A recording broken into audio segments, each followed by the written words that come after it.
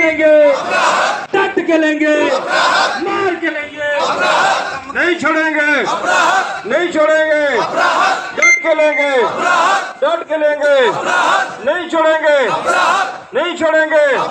We want, we want, we want, we want, we want, we want, we want, we want, we want। उनकी demand है कि इनको regularise किया जाए। इंकलाब आएगा, इंकलाब आएगा, आपके आगे झुकना पड़ेगा, आपके आगे झुकना पड़ेगा, आपके आगे झुकना पड़ेगा। सर ये आज हमारा दूसरा दिन है।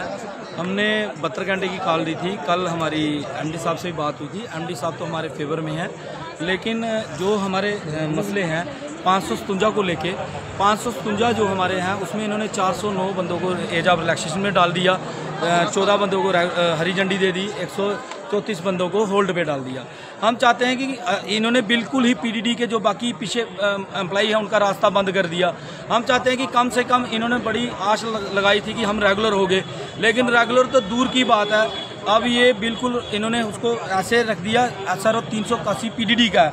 हम चाहते हैं कि SRO 381 जो पीडीडी का है, जब कॉरपोरेशन बनी थी 109 उसमें समझौता भी हुआ था, उसमें एक SRO निकला था 109।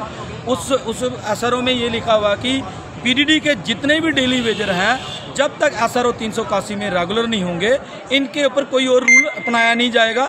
बल्कि इन्होंने एमडी साहब ने कदम उठाया, एक पहली बार ऐसा हुआ है एमडी साहब ने एक कदम आगे लिया, लेकिन उसका हम वेलकम करते हैं। लेकिन बीच में जो ये इन्होंने एज ऑफ रिलैक्सेशन का डाल दिया।